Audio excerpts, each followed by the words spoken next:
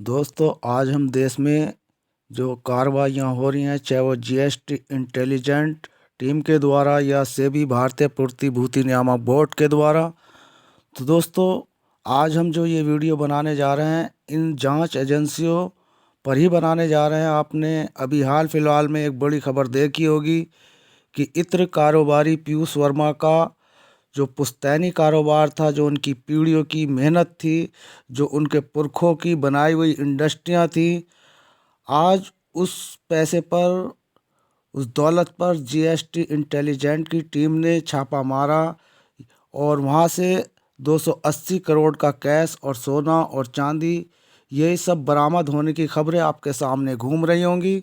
दोस्तों, ये कारोबारी की सबसे बड़ी बदकिस्मती ये है पीयूष वर्मा की, कि वह गुजरात में पैदा नहीं हुआ। सबसे बड़ी कमी यही है कि ये कारोबारी अगर के कारोबार पे छापा लगना या इसके घर पर छापा मारने की बात तो दूर, इसको एक बड़े कारोबारियों में शुमार कर दिया जाता। बदकिस्मती पीयूष वर्मा की यही रही कि वह देसी कानपुरी निकला। जी हाँ दोस्तों, ये देसी कानपुरी निकला। बस इसका यही कसूर है और यही इसका दोष है। हम इस कारोबारी की कोई वकालत करने यहाँ पर नहीं आए, बल्कि हम जांच एजेंसियों की जो जांच चल रही है, उसमें क्या चल रहा है, उसके रूबरू आपको कराने के लिए लेकर आए हैं ये वीडियो। देश की जांच एजेंसी भारतीय प्रतिभूति नियामक बोर्ड से भी, दोस्तों ये प्रतिभूति नियामक बोर्ड से भी जो है, ये सबसे बड़ी जांच एजेंसी है। ये कभी छोटा शिकार नहीं करती, ये एजेंसी हमेशा बड़ा शिकार करती है। इसका नाम भारतीय प्रतिभूति नियामक बोर्ड से भी है और इसका काम जांच करना, यानी कि बड़ी बड़ी कंपनियों की जांच करना है। और आपकी जानकारी के लिए दोस्तों हम बता दें कि सेबी विभाग कभी छोटी मछली का शिकार नहीं करता। जैसे कि मैंने अभी बताया, ये हमेशा बड़ी मछली पकड़ता है। कहने का मतलब यह है कि अपने अधिकारों का दुरुपयोग करता है या इससे करवाते हैं। ये तो आप भी अच्छी तरीके से जानते हैं कि सत्ता किस तरीके से इस वक्त इन विभागों पर काबिज है। यहाँ तक कि अदालतों पर भी इसका पूरा कब्जा है। सेबी का काटा हुआ दोस्तों कभी पानी नहीं मांगता। हम बात कर रहे हैं भारतीय प्रतिभूति नियामक बोर्ड की। ये एक ऐसा विभाग है जो इस वक्त इस देश में जो चल रहा है, वही हम आपके लिए न्यूज़ लेकर आए हैं। दोस्तों, जैसे कि आप जानते हैं कि सेबी विभाग का काम बड़ी बड़ी कंपनियों पर निगरानी रखने का है। कोई कंपनी चाहे कितनी भी बड़ी हो, उसको अगर भारत ने कोई लाइसेंस दे रखा है और उस लाइसेंस की कोई गाइडलाइन ज़रा सी भी क्रॉस कर देता है, तो सीधा ये बड़ी कंपनी सेबी विभाग जो है उसको अवैध तरीके से धन वसूली का ठप्पा लगा देती है। जी हाँ दोस्तों, हम बात कर रहे हैं भारतीय प्रतिभूति नियामक बोर्ड की, कि वह किस तरीके से 50 और 60 साल पुरानी चल रही कंपनियों पर अपनी दादागिरी दिखाता है, अपनी हुक्मरानी दिखाता है। सेबी विभाग ने पल्स और सहारा इंडिया जैसी बहुराष्ट्रीय कंपनी को 2012 और 14, जी हाँ दोस्तों, ये 2012 और 14 में ये एक इल्ज़ाम लगाकर फांस दिया था। और बात पल्स इंडिया लिमिटेड की करें, जी हाँ दोस्तों, ये एक ऐसी कंपनी है जो 1982 से देश में अपने चिटफंड के कारोबारों को चला रही थी।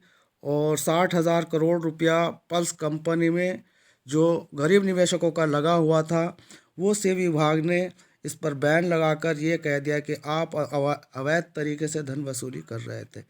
जबकि दोस्तों, मैंने आपको बताया कि इस कंपनी में गरीब निवेशकों का जो पैसा जमा था एफडीआरडी के रूप में, वो 60,000 करोड़ रुपए से भी ज़्यादा था। दोस्तों, आप सोच के देखिए कि 60,000 करोड़ रुपया जो होता है वो कितना होता है, और वो गरीब निवेशकों का इस कंपनी में फंसा हुआ था। कंपनी 50 वर्षों से इस काम को करती आ रही थी। एफडीआरडी का काम सहारा और पल्स का दोनों का एक ही काम था। और इनका अस्तित्व इन कंपनियों का बहुत पुराना था। कोई 1972 में से चल रही थी, रजिस्ट्रेशन लेकर भारत सरकार का। जी हाँ दोस्तों, पीएसीएल इंडिया लिमिटेड और सहारा इंडिया लिमिटेड। जी हाँ दोस्तों, दोनों कंपनी 50 वर्षों से भी अधिक अपने कारोबार को सही ईगल तरीके से कर रही थी। और सेबी के अस्तित्व की अगर बात करें तो दोस्तों, सेबी का अस्तित्व 2009 में ये आया था, जो आरबीआई की तरफ से बनाया, और इसका जिम्मा कंपनियों की देख रेख रेख में लगा हुआ था, उन पर जो निगरानी के लिए लगा था। तो दोस्तों, अपनी हुक्मरानी का इन्होंने, या सत्ताधारी लोगों ने इनके कंधे पर बंदूक रखकर इन दोनों कंपनी को धराशायी किया। जैसे कि मैंने आपको बताया कि सेबी का भी अस्तित्व 2009 में आया, और इसने 1972 और 1982 से चल रही भारत सरकार में लीगल तरीके से इन दोनों कंपनी को अवैध तरीके से धन वसूली का ठप्पा लगाया। और इन दोनों कंपनी में एक ही कंपनी पल्स इंडिया के 6 करोड़ 85 लाख निवेशक, जहाँ दोस्तों संख्या 6 करोड़ 85 लाख निवेशकों की, जिनका लगभग 60,100 करोड़ रुपया से विभाग ने अपने अंडर में कर लिया। और इस कंपनी के संचालक को, जी हाँ दोस्तों, जेल में ठूंस दिया। इनके जितने कारोबार थे, इनके जितने भी खाते थे, 600 से ज़्यादा खाते, जिनमें इनका करोड़ों करोड़ों रुपया गरीब निवेशकों का पड़ा हुआ था, और उस पैसे को सेबी ने अपने अंडर में कर लिया। और निवेशकों को अभी तक 10 साल होने को आ गए, एक भी पैसा फूटी कौड़ी उनको सही तरीके से उनको नहीं दी। तो दोस्तों, यही हालात इस वक्त भारतीय प्रतिभूति नियामक बोर्ड के सहारा इंडिया लिमिटेड जो कंपनी है, उसमें भी इससे ज़्यादा निवेशकों का पैसा है, और निवेशकों की संख्या उसमें भी इससे ज़्यादा है, 9 करोड़ से भी ज़्यादा संख्या है, और वो सारा पैसा सेबी विभाग के अंडर में है। और दोस्तों, ऐसे में हमारे भारतवर्ष में ये बहुराष्ट्रीय कंपनी या अदर जो भी कंपनियां हैं, वो किस तरीके से चलेंगी। ये एक इत्र कारोबारी पीयूष वर्मा की ही बात नहीं है, न जाने कितने ऐसे पीयूष वर्मा हैं जिनके कारोबारों को इन जीएसटी, इंटेलिजेंस और सेबी जैसी बड़ी एजेंसियों ने बर्बाद कर दिया, धराशायी कर दिया। और लगभग देश में 40 करोड़ ऐसे गरीब असहाय निवेशक हैं जिनका बहुत छोटा छोटा अमाउंट इनमें लगा हुआ है। क्योंकि दोस्तों, उस वक्त जब ये कंपनियां अस्तित्व में आई हुई थी, उस वक्त कोई ज़्यादा बैंकों का चलन नहीं था। इन्हीं नॉन बैंकिंग कंपनियों में निवेशक पैसा जमा करता था, और बाइज़्ज़त इनको पैसा सही तरीके से इनकी एफडी आरडी पूरी होने के बाद दिया जाता था। लेकिन दोस्तों, हमने जैसे कि अभी कहा कि सेबी विभाग हमेशा बड़ी मछलियों को पकड़ता है, ये छोटी मछलियाँ कभी हाथ नहीं डालता।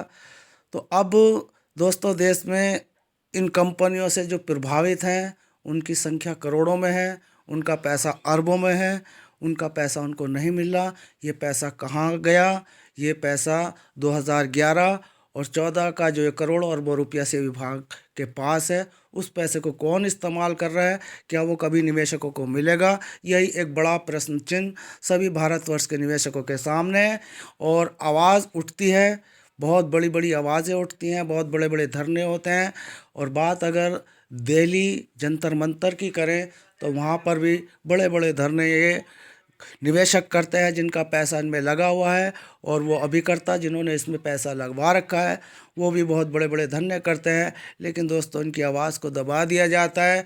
बड़ी प्रिंट मीडिया में इनकी कोई न्यूज़ नहीं दी जाती, क्योंकि ये सारे जितने भी इस वक्त बड़े मीडिया चैनल हैं, ये सारे चैनल इनके खुद के खरीदे हुए चैनल हैं। ये सब व्यापारी चैनल हैं, ये गुजराती चैनल हैं, न जाने कितने ऐसे चैनल हैं जो आपको इन मैटरों को कभी नहीं दिखाते। और कोई भी चैनल वाला आपके मैटर को कभी नहीं दिखाता। आपने देखा होगा, कभी चिट फंड पर लूटे हुए निवेशकों पर कोई डिबेट नहीं होती।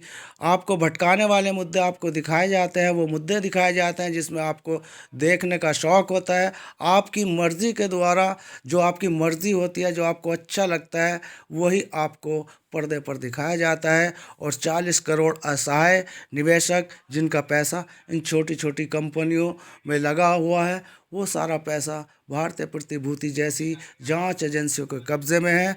और निवेशकों को अभी तक दूर दूर तक अपने पैसे मिलने की कोई आस और उम्मीद नहीं है। हमें अफसोस है इत्र के इस पीयूष वर्मा कारोबारी के का, जो ये कारोबारी जी हाँ दोस्तों, इतना बड़ा कारोबारी, इनकी इतनी इंडस्ट्रियाँ और इतने इनके कारखाने चल रहे हैं, वो सब पैसा इनका मेहनत का था। तो दोस्तों, जजिया टैक्स देश में एक परंपरा पहले से ही चली आ रही है और वो परंपरा अभी तक नहीं टूटी। किसी की मेहनत का पैसा अगर उसके घर में रखा है तो वो पैसा उसका अपना कमाया हुआ पैसा है। ये कोई ऐसा पैसा नहीं था जो नंबर 2 का माना जाता। ये एक मेहनत की कमाई थी और ये पुश्तैनी कमाई थी। इस पर दोस्तों इतना बड़ा जो इसका इशू बनाया गया वो बहुत निराधार है।